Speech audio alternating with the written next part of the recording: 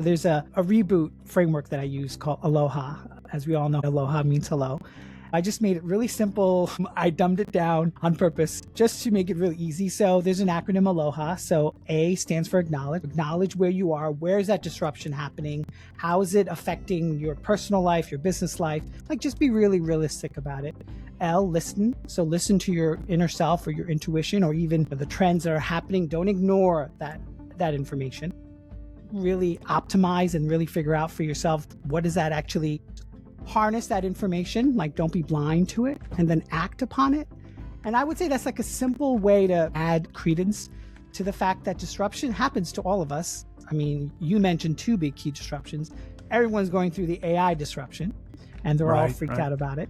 And so I would say the key element is to really focus on the balance that you have within self, because that really determines how you move forward or how you lead or how you organize teams. Welcome to Time-Tested Mastery Life Lesson Cell. I'm Mark Dolan, and this show is about lessons that hold up under pressure, trust-based selling, leadership, discipline, and the kind of mindset that still works when life gets hard and the old playbook stops working. Today's guest is Savio P. Clemente, a keynote and TEDx speaker, resilient strategist, journalist, and executive coach. Savio's story includes what his doctors call a medical rebirth, a cancer diagnosis, relapse, and a life-saving stem cell transplant. And on the other side of that, he started asking better questions. What do you do when the old operating system no longer works, but the new one hasn't fully come online yet? He's also interviewed 2,000 plus leaders, founders, and high performers, looking for the patterns that actually last, especially when disruption hits. If you're a real estate agent, salesperson, entrepreneur, or leader, this conversation is going to help you rebuild clarity, confidence, and direction, without hype and without pretending you're fine when you're not. So let's get into it. You are a two-time cancer survivor, and for the people that have never had that experience, and most people don't want to have it, and even for those that do, what's the most important message that you learned to power through that? Yeah, Mark, thank you so much for asking such a great question. I would say the number one thing that is really preeminent in that whole process is really listening to your body and being present in the moment when you're getting a diagnosis, when they're doing testing. A lot of times we can disassociate, and that's the worst thing you can do. I also learned two really key attributes, which is silence and stillness in that process. And those are things most people don't talk about because they think it's like really, really simple, but they really help anchor you in the moment. I know that a lot of people have a very, very spiritual experience when they go through, those kind of life events are very humbling. Can you talk a little bit about how it impacted you personally and what you focus on? Yeah. So just some context. I was initially diagnosed in 2014, non-Hodgkin's lymphoma, stage 3. And then unfortunately, 10 years later, June of 2024, I found out I had a relapse. And I think for me, the main thing that both experiences taught me in terms of my own spirituality. So I grew up Catholic. I was an altar boy. I went to Catholic elementary school. And then in college in the mid-90s, I knew I wanted to explore other belief systems. So I explored many belief systems, including Buddhism, the Vedanta. I've also studied, Stoicism. And so for me, I would say, when it comes to just this process in general, is that a lot of times when we're given challenges, people assume that it's a twist of bad luck. And I'm not saying that having cancer twice was a good thing, but it does teach you a lot about your own sort of inner workings of how you want to proceed with life and how you want to have your relationships flourish.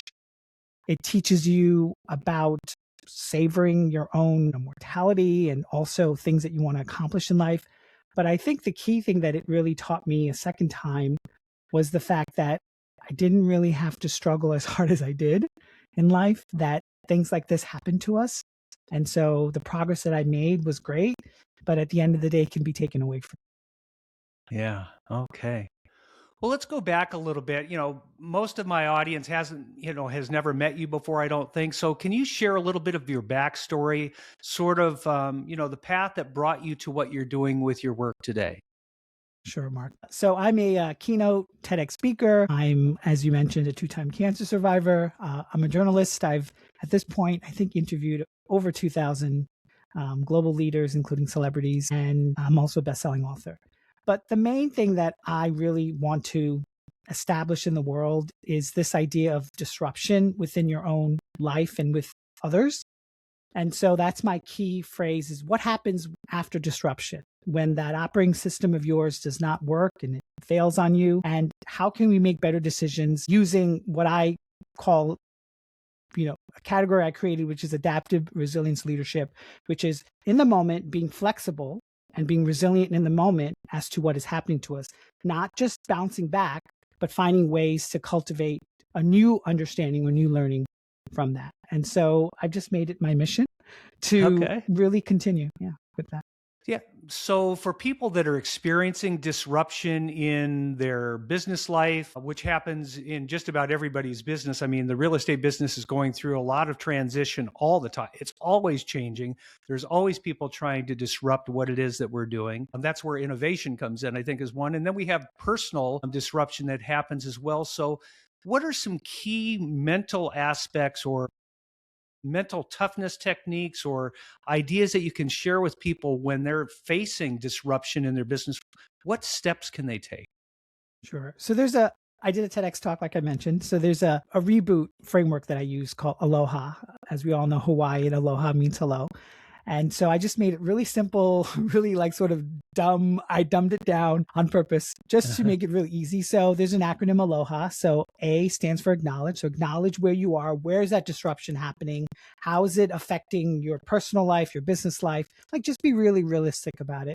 L, listen. So listen to your inner self or your intuition or even the trends that are happening. Don't ignore that information. O is sort of really optimize and really figure out for yourself, what does that actually sort of mean? So it's like open yourself up to that. Harness that information, like don't be blind to it, and then act upon it. And I would say that's like a simple way to mention or a simple way to add credence to the fact that disruption happens to all of us. I mean, you mentioned two big key disruptions. Everyone's going through the AI disruption and they're all freaked out about it. And so I would say the key element is to really focus on the balance that you have within self, because that really determines how you move forward or how you lead or how you organize teams. Yeah. You mentioned AI as a disruption, and I've seen that in the people that I talk to. I've also read some studies that talk about how the productivity that is available through the use of AI is unimaginable. We don't know what it is yet. And that there is a great fear from the perception of a lot of people that it's somehow going to replace them. And so there's a great resistance. There's almost like this pullback that's going on with people where they say, I'm not going to participate. I'm not going to help in my own demise, I guess, is sort of the mindset that people have with that. And, my approach has always been is that if there's going to be change, rather than fight it, why wouldn't you be a part of it or ride it? And, so what would your thoughts be on that for people? Yeah, so I attended the AI Summit. I covered it as a journalist in New York. This happened about like a month and a half ago. And one of the key elements there, of course, they're all proponents of AI, right? It's a summit for AI. So they're not going to be, sort of have anti sort of AI initiatives there. But I would say you need to embrace what's happening in the world because that's the only way that actual change can manifest. So you don't have to use it to the point of, as they call it, AI slop, right? So if you're a writer, I'm a journalist, right? I don't want to put out content that's just AI just crafted. So I would say the number one key is to embrace it and see it not as an enemy. So I mirror this with my own sort of medical disruption or situation. A lot of times most people will think of chemo and they'll be like, no, I don't want it. It's poison and whatnot. And I totally get it. But I reframed the chemo now twice. And I said, it's an elixir. It's a remedy. It's not a poison. And I would constantly be mindful of that, even though the side effects of it were harsh and not pleasant. So I think people need to do the same thing when it comes to AI. Understand it, set your limits with it, and also create ways where you can optimize. I mean, it really can make you more well-informed. It can also polish, whether it's your writings or your content. And then lastly, it can also allow you to be more open-minded to additional information that you probably didn't even think of. Yeah, awesome, awesome. So, let's go back. You say that discipline alone can fail after major disruption. Why? And, explain that a little bit. What replaces discipline? Yeah. So I think when it comes to discipline, people often assume that it's something that's harsh, right? When you think of discipline in general, you can look at the holy text of any belief system, and it's always like they're beating you down. But discipline is really at the core of it, individuals who are not really properly listening. That's why discipline was so harsh back in the day, because they were not awake to the information. So they had to be constantly taught that discipline is something that can be added to your everyday. So I would say a couple things.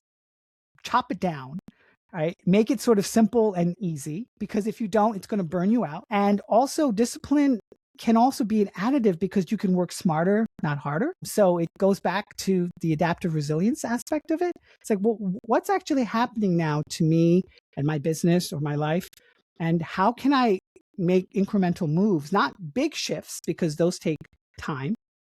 So I think discipline helps you just really have an overall bird's eye view as to where you want to go and what do you want to accomplish.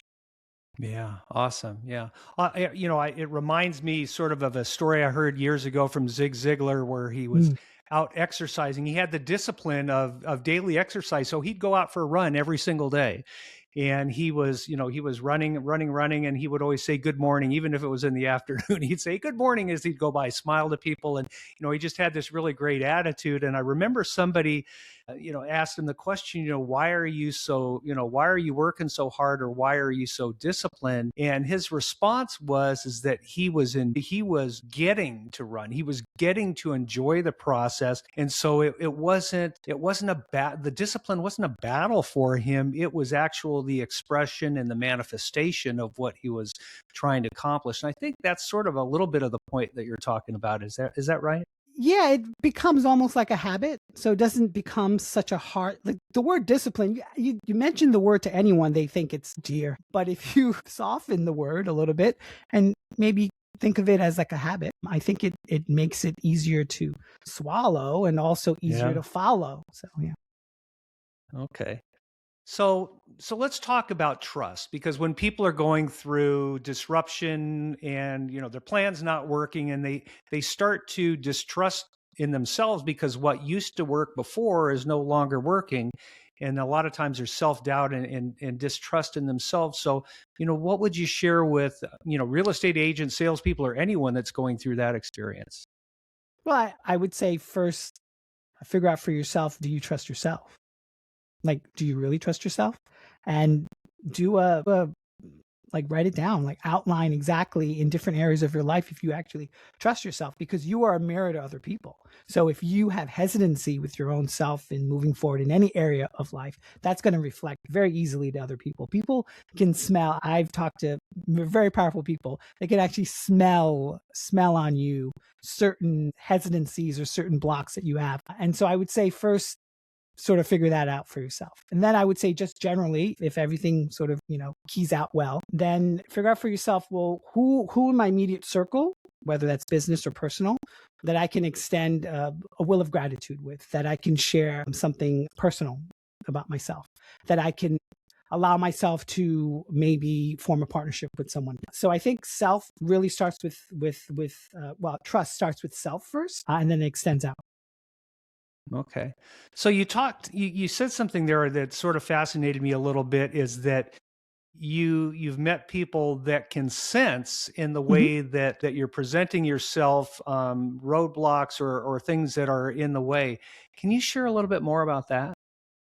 Yeah, I did an interview with Venus Williams. She started a wellness brand a few years ago, and she was very guarded. And after the interview, I asked the PR rep, I'm like, was it me? Did I, do anything? It was a great place in Brooklyn, that we had the interview. And she's like, no, that's just Venus. And so I think when you get to that kind of a level where your life is for others, they distill what you do into a couple of words or a sentence. She's a performer, performance, she's a woman, she's African American, all those labels. And I noticed that for myself, I wanted to ingratiate myself towards her, right? I wanted her to accept me, but in a way, she was at a different type of level where she kind of sensed whatever she sensed that day, or maybe she was having a bad day. I don't know, but she sensed that. And so for me, it was just a reflection. So I mentioned that point because it's very important for people to understand that when you're talking with someone, especially in levels of life or business you want to get to, there's often a point where you want to feel like people want to sort of take you in and embrace you. But what they're doing is they're really sort of figuring out what kind of person you are. And then from that, they're forming their own opinion. So I would say just be as authentic as you can. Yeah, and that's really important, particularly for salespeople when they're interacting, particularly with somebody that they don't know very well, is that the unconscious body signals and insecurities and those kinds, they are projecting. I mean, if you haven't gotten yourself whole on the inside, if there's something that's missing, a lot of times your communication will come through to highly perceptive people. And a lot of times we're not even really aware of that. The phrase they use a lot in sales is when you're short of money, they call it commission breath. Basically is I have to make a sale so bad or else I'm not going to be able to eat next month, that they're projecting that need into every conversation they have with people rather than a spirit of service. So that's great. I would say that extends even when you cold call or when you do cold pitch emails. It's the same thing. There's an air of desperation that sort of happens, right? You want to have that person respond back to you, but the key is to just put it out there and forget it. And that's what actually, I remember listening to an interview with Oprah years ago. She said that's what she used to do, before she became uber famous. She just would put it out there and just literally not think about it the next day. Yeah, that's great. That's great. So, you mentioned that you've interviewed 2,000 leaders. Can you tell me what sort of separates some of the leaders from other people that you've met? Are there any common traits that you've seen? Yeah, I would say the number one, and this is not often talked about, and it's considered a little bit on the fringe, would be this idea of metacognition, which is they are very observant as to where they are. They're very sort of present. They're very focused. They know the overall arch of where they want to go. They're actual individuals that not only motivate teams, but they actually see the bigger picture of where that motivation will eventually go. But metacognition is really the ability to know where you are in the moment, but also to allow yourself to have some level of distance to reflect your actions. So in other words, they know kind of what they're talking. So like in an interview, right? They're talking with me, they're all excited, but they also know at the end of the day where that interview or where that, piece of, wisdom they shared with me, where is that going to go ultimately, right? So I would say having that level of metacognition is really, really a skill that I myself am trying very hard to cultivate in my own life. So, and I want to make sure that I understand that, and I want to make sure I understand it, and then we can sort of share that with the listeners today. And I'm going to use a sales example.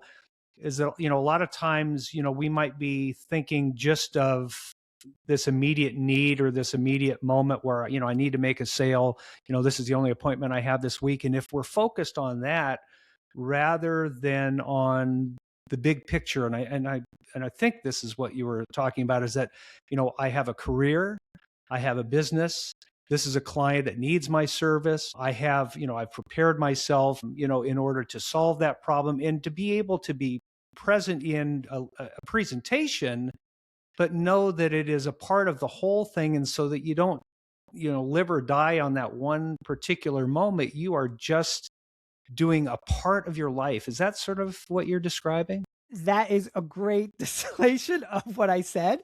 The only thing I would add, Mark, to it is the fact that sometimes there isn't alignment, and it's okay for you to internally say, this is not aligned, because I, at least personally, would rather know that information than pretend and 6 months down the line regret that I went forward with Yeah. that. So metacognition is really having the ability to just really know yourself really well, and also have a distance with yourself and with the situation at hand. But I think what you reflected back to me was correct.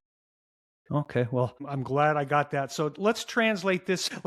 Well, I think I'm a very thoughtful salesperson. I share with the people that I coach and the people that I work with is that there are always things that are happening at each and every moment.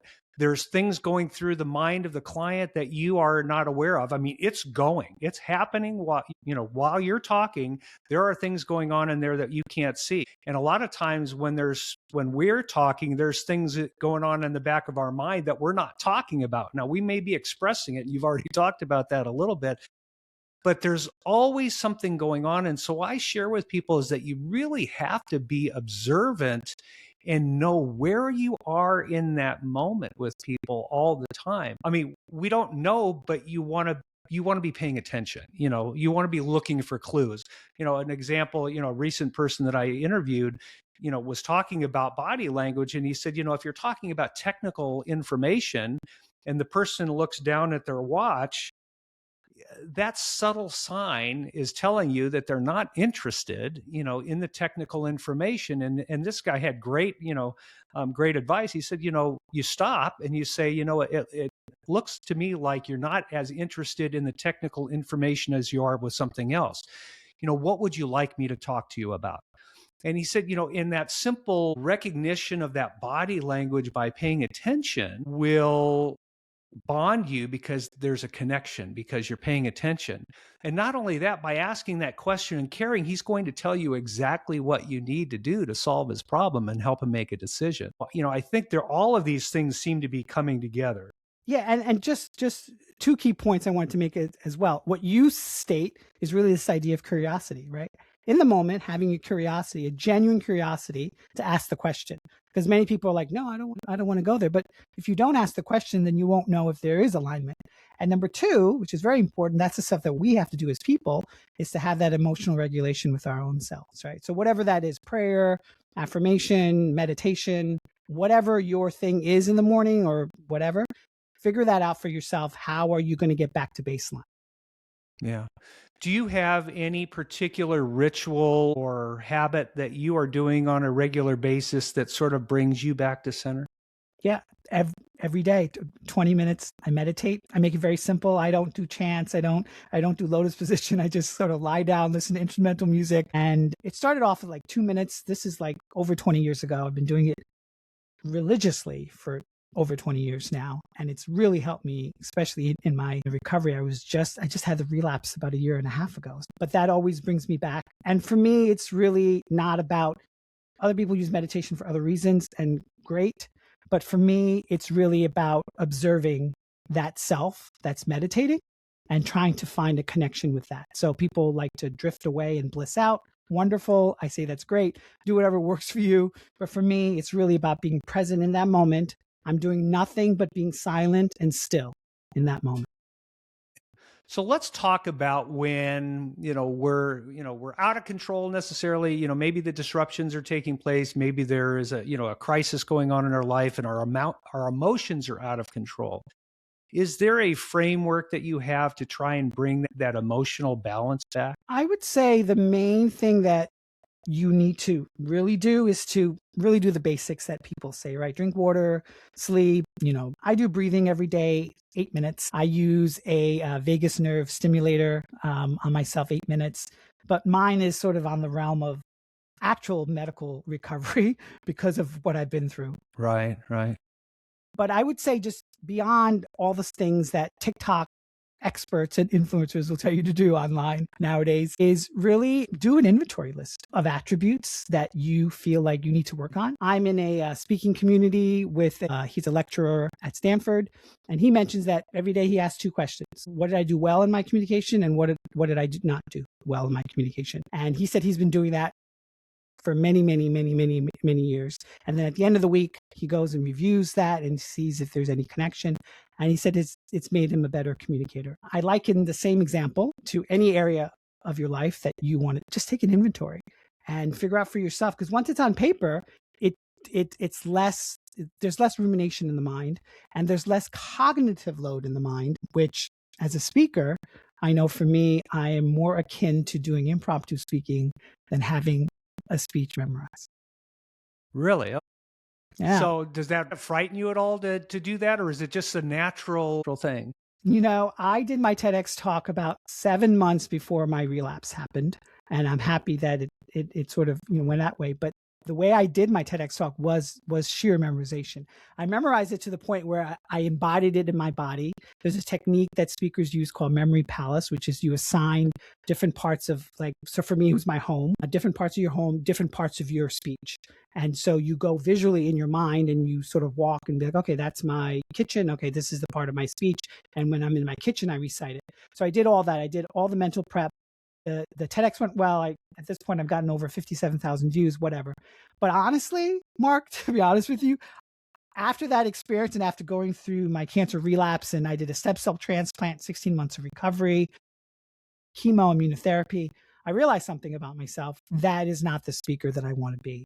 I am more akin to knowing where the layout is, and then from that, allowing myself to be like a vessel for that information. And that sounds a little strange, but that's the way for me that works really well, because I then get to, instead of just giving the information, I get to transmit the information. And to me, that seems more relatable. It lands better. And at the end of the day, I'm more interested in people feeling something than people getting something, because AI can give you any information that you want, but AI can't make you really feel the information. That is, a beautiful expression of why I believe so much in personal development, because at the end of the day, there seems to be a lot of people in the world that are trying to become somebody other than who they are. They want to become somebody other than who they are. And you can never compete with somebody else because you're not them. But the flip side is nobody can compete with you because nobody is exactly like you. For those people, and this sort of describes your approach to public speaking, is, the people that have really well developed themselves, all they have to do is manifest who they are. And I think it's sort of as a flower blooming. I mean, you don't have to work at blooming who you are, right? Yeah. So that's a beautiful expression. I'm glad to hear that. Yeah. I mean, if I could also say, I know back in the day, I was a huge Whitney Houston fan back in the 80s and 90s. I know I'm dating myself here, but and I remember they used to call her the instrument, and I didn't understand that. Like when I was young, I was like, I don't know what that even means. But now I understand what that is. It's sort of, I liken it to a flute, right? You hold a flute steady, and the wind, right? Your mouth creates, the air pressure in order for that flute to play. But the flute really doesn't do much. It just is there. It's steady.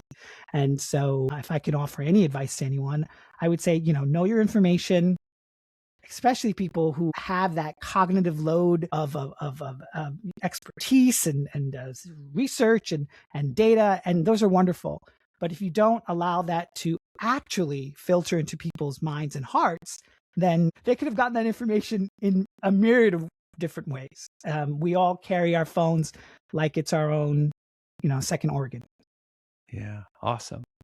All right. Well, I'm going to leave you with one last question. And this is really sort of a gift to, the listeners today, is think about, the majority of them are in the sales business, which is a tough business. It's tough and lonely. I mean, and, you're out there basically unemployed every single day. And, unless you make a sale, you're basically unemployed. And so there's a lot that goes on in the mind of a salesperson. So can you share with people, number one, how to get in touch with you and how working with you can create some movement in their business that will benefit them long? So let me answer the first question second, because I think it's important to give sort of the takeaway. So I would say, obviously, know thyself, right? So know what's sort of happening, right? You talked about self-regulation. This idea that we need to be more sort of responsive rather than reactive is really, really key, like really key to any sales. My sister is in sales as well. Sales is not my forte, to be honest, but I'm getting better at it. I would say have that micro pause. So whether that's a breath or whether that's your own sort of check-in with yourself, I think that's very, very important. I would say ground, know where your feet really are every day, and know what it is you want to sort of get accomplished. I know you want to make that sale, but what does that sale actually really mean if you yourself are checked out? of the situation, and just sort of act on that presence. So you can use a Aloha method or not, it doesn't really matter. And just sort of allow that monkey mind, that fear loop, to sort of lessen, because you're more in control now of who is actually operating the system, rather than you feeling like you're caught in a machine or in a cog or just in a rotating treadmill. Yeah. Lastly, so they can find me at my website, Savio P. Clemente, SAVIOPCLEMENTE.com. I have a weekly newsletter where I talk about the head, heart, and gut intelligence. I talk about what I experience on a daily basis, and also the cool events that I get to cover and research about. They can also find me to do keynotes. I'm actually opening myself up internationally finally to do that, because believe it or not, when you get a stem cell transplant, everything is reset. They actually medically consider it a medical rebirth. They actually give you another birth date.